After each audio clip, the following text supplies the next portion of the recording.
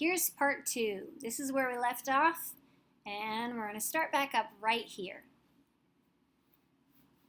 He raised his head, rifle at the ready. He saw Karga, the man very close to him, flanked by more hunters, nodding at the disruptor with genuine appreciation. "That's one impressive weapon," the guild agent said. Mando didn't answer. He felt the child stirring again in his arms. The adrenaline spike that had gotten him this far had begun to ebb. He'd taken the element of surprise as far as he could, and what would happen next was anyone's guess. "Here's what I'm gonna do," Mando said. "I'm gonna walk to my ship with the kid, and you're gonna let it happen." "No," Karga said. "How about this? We take the kid, and if you try to stop us, we'll kill you, and we strip your body for parts." This time there was no sense of expectation in Karga's voice, no hint of trust or confidence. He was prepared to shoot, as were all the other hunters surrounding him. Cornered, the balladeers of Navarro would say, when they spoke of it. The Mandalorian saw no way out. All that he had fought for, risked his life for, was about to come to an end as a consequence of his foolish defiance, the recklessness of his sin. The next explosion, when it struck, came from above. Mando looked up, as startled as everyone else to see heavily armored figures flying over the rooftops of the city. His eyes widened as he recognized who they were, his fellow Mandalorians, their jetpacks carrying them over the mob below, fired down at the hunters, sending them scattering. As they descended, Mando recognized Paz Vizsla, the Mandalorian soldier who had challenged and confronted him at knife point by the armorer's forge. Vizsla and several others had set up a tightly organized fire team that was forcing the bounty hunters backward, creating a pathway of escape. "Get out of here," he told Mando, shouting to be heard over the roar of heavy blaster fire. "We'll hold them off." "You're going to have to relocate," Mando said. The soldier responded without hesitating. "This is the way." "This is the way," Mando repeated. He cradled the tiny, cowering form of the child, turned in the direction of the ship, and began to run. "Hold it, Mando," Karga said. The Mandalorian was halfway up the ramp of the Razor Crest and turned to see the guild agent standing there, brow furrowed, blaster in hand. "I didn't want it to come to this," Karga said, "but then you broke the code." Mando just looked at him. Incredibly, the man at the other end of the ramp actually seemed offended, as if what the Mandalorian had done were some sort of personal affront. Was it possible that, after everything that had happened, after threatening to kill him and strip him for parts, Greef Karga still somehow thought of Mando as a friend? Hardly shifting his gaze away from Karga, he moved his arm and fired a cable bolt into the control panel, releasing a sudden cloud of pressurized gas that immediately filled the space between them.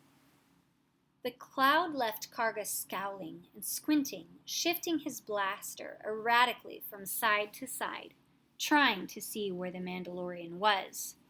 Then Mando shot him. It wasn't until they were inside the cockpit of the Razor Quest and airborne, rising over Navarro's atmosphere, that the bounty hunter reached over and unscrewed the ball from the top of the lever. He handed it back to the child and felt the small curious being take it from him with a soft coo of interest. Mando looked at the child's face and saw those big eyes gazing back at him. All that was left for them was to find somewhere to hide out, some backwater planet or they could wait for the heat to cool down. Surely, such a place of peace, would not be hard to find. Chapter 12. The villagers were still fishing when the raiders attacked. O'Mara and the others had spent the morning with their nets, gathering great harvests of blue krill from the shallows, just as their parents and grandparents had done when they had first seeded those waters. Droids moved along them, carrying bags of the harvest. It was a good catch, O'Mara thought, and would feed the village well. She looked up from her work and gazed across the green and blue landscape at the surrounding trees.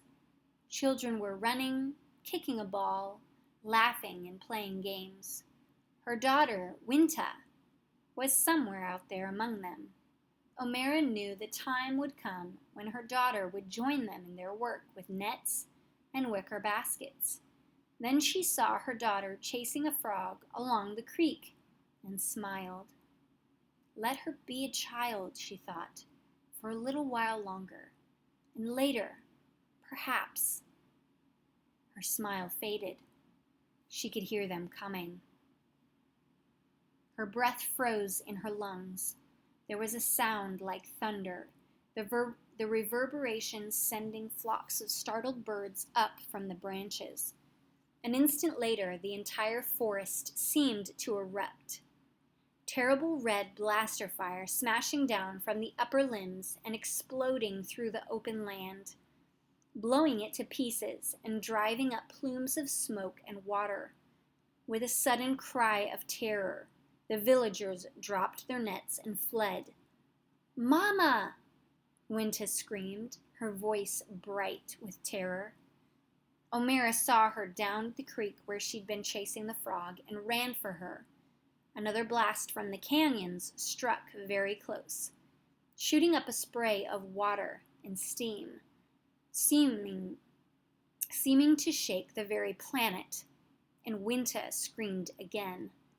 O'Mara grabbed her daughter and pulled her down into the pond, holding her just so her head was above the surface.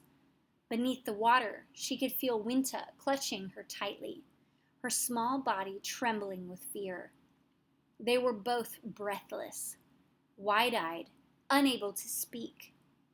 "They're coming," O'Mara thought. Hardly thinking, she reached for one of the curved wicker baskets and flipped it upside down to cover their faces. She and her daughter peered out through the basket and saw the raiding party emerging out of the smoke. The Klatooinian raiders charged into the village. They came as they always had in the past, with their weapons raised, roaring, ready to take what was not theirs. From where she and her daughter huddled in the water, O'Mara watched as the bandits poured into the camp, grabbing nets and bags and baskets, stealing the village's harvest, delighting in destruction.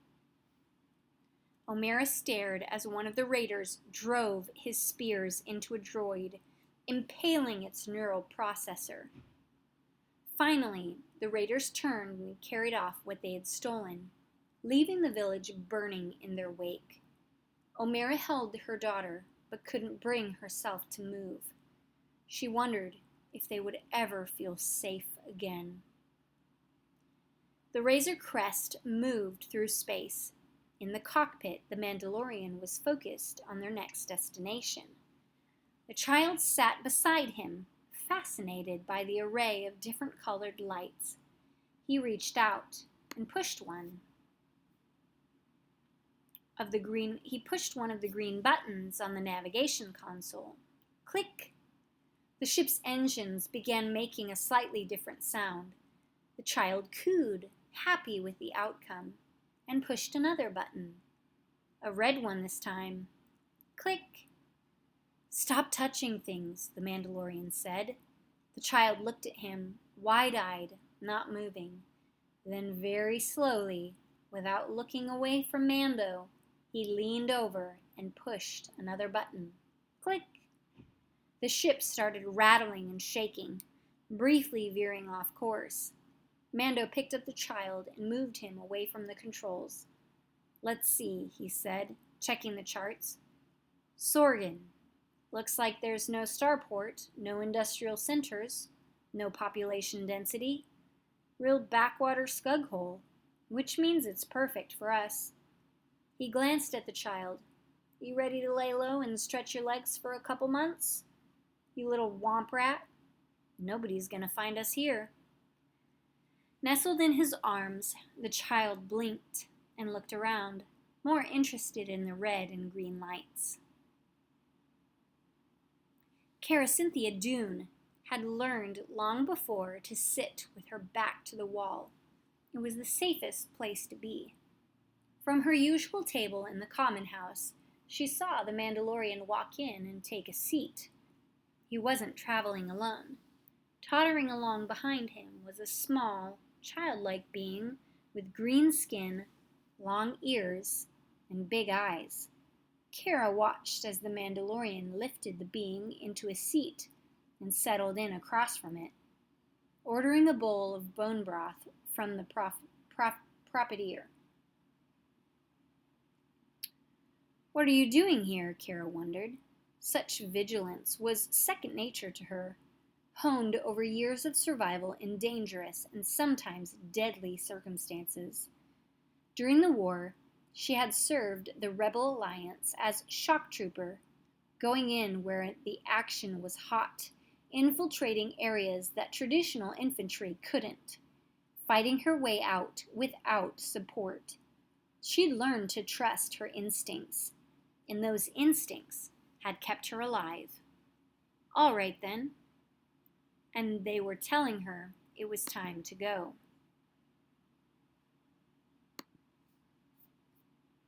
She stood up and slipped out the door and around the corner, hurried down an enclosed space between buildings, then waited in the shadows, listening.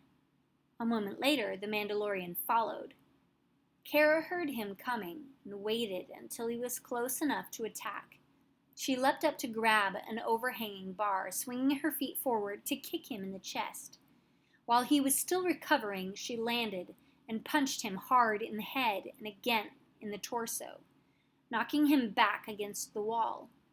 He lunged forward, swinging, and hit her in the ribs, then smashed her in the face. Kara grabbed him by the throat underneath his helmet and hurled him down with a grunt.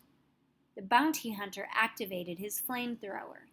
Kara launched herself into the air and brought both feet down on top of him as hard as she could, swinging herself around. She grabbed her blaster, and then they ended up on the ground, both of them panting for breath, weapons pointed at each other's faces. Off to the side, Kara heard slurping sounds. She looked over and saw the child of the Mandalorian had brought with him, watching them while happily sipping from a bowl of bone broth. "You want some soup?" the Mandalorian asked. We are going to pause here. We will finish next week. So this is the end of part 2. I will see you guys next week. Hope you enjoyed it. Bye, guys.